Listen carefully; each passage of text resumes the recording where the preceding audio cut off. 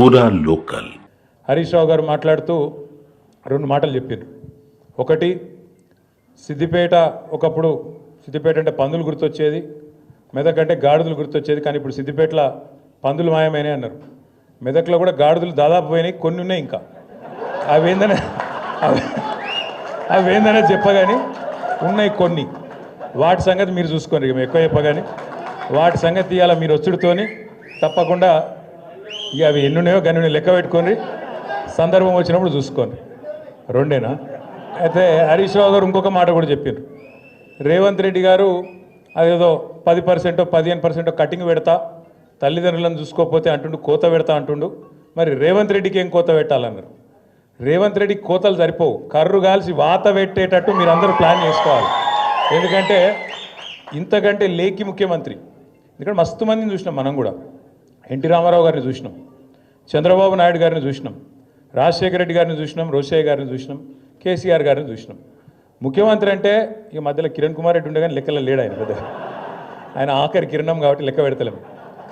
ఇక ఇంతమందిని చూసినాక మంచి వాళ్ళను ఈయనను చూస్తే వీళ్ళు ఎట్లా అనిపిస్తుందంటే, ఇక నాకు ఎట్లా అనిపిస్తుంది కానీ ఊళ్ళల్లో ఎవరి ముంగట నన్ను గొట్టం పెడితే చాలు, ఒక తిట్లు కాదు, తెలుగు భాషల గిన్ని తిట్లుంటాయని కూడా తెలియదు, గన్ని తిట్లు తిడుతుండ్రు.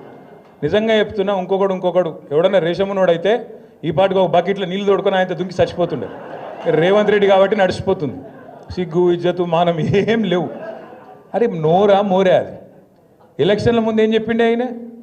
మీ ఉరుకుర్రి 2 లక్షల రుణం తెచ్చుకోండి, నేను చెప్తానే ఉన్నా, వస్తూనే ఉన్నా, 9వ తారీఖు సంతకం అన్నాడు. మళ్ళీ ఇప్పటి వరకు 50,000 కోట్ల రుణమాఫీ అని ఇప్పటిదాకా రైతుల ఖాతాల్లో 12-13 వేల కోట్లు కూడా దాటలే వేసింది. కానీ అయిపోయిందని చెప్పి ఇలా ఉదరగొట్టే ఉపన్యాసాలు. రైతు బంధు కేసీఆర్ బిచ్చమేసినట్టు 10,000 ఇస్తుండు, నేను 15,000 ఇస్తా, నేను నన్ను ఓటేయండి గుద్దుండ్రి అన్నాడు. కేసీఆర్ 2 పంటలకు ఇస్తుండే, నేను 3 పంటలకు ఇస్తా అన్నాడు. వేసిండా రైతు బంధు? వస్తుందా? ఇలా సిగ్గు లేకుండా 2 సార్లు ఎగ్గొట్టి మొన్న అది కూడా మళ్ళీ అరకొరగానే వేసి 15,000 అని చెప్పి 12,000 ఇచ్చి దానికోసమట సంబరాలు చేసుకోండి, ఇక మొత్తం దేశమంతా ఉరికురికి సంబరాలు చేసుకోండి అని చెప్పి రైతు వేదికల కాడ సంబరాలు చేసుకోమని చెప్తా ఉన్నాడు. దాంతోపాటు ఎన్ని మాటలు, అత్తకు 4,000 ఇస్తా, అత్తకు 4,000, కోడలకు 2,500 వచ్చినాయి. అత్తకు 4,000, కోడలకు 2,500. ఇక సిగ్గు లేకుండా ఇంకా మాట్లాడతాడు రేవంత్ రెడ్డి.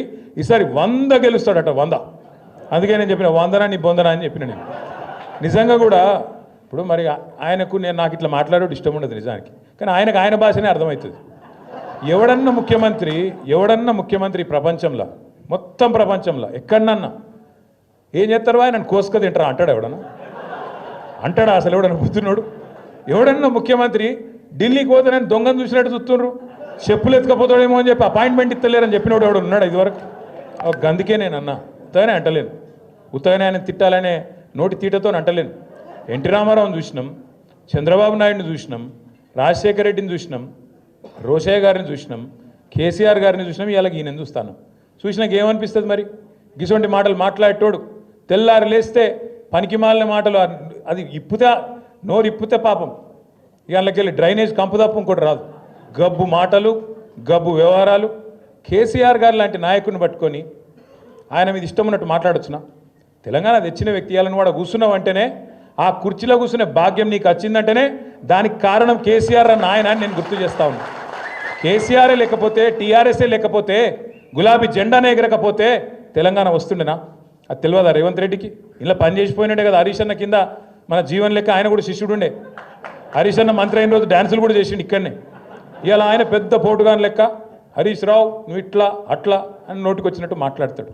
నేనేమంటున్నా అంటే, అధికారం రాగానే ఎగిరెగిరి పడితే మేము కూడా ఉన్నాం 10 ఏళ్ళు మంత్రులుగా, కానీ ఎప్పుడు కిసంటి పనులు చేయలేదు కదా, ఇంత లేఖిగా మాట్లాడలే కదా, ఇంత దిక్కుమాలిన అడ్డమైన కేసులు పెట్టించుడు, కార్యకర్తలను కొట్టించుడు, ప్రతిపక్షం అంటేనే పోస్టు పెడితే పోలీసోడు ఫోన్ చేసుడు.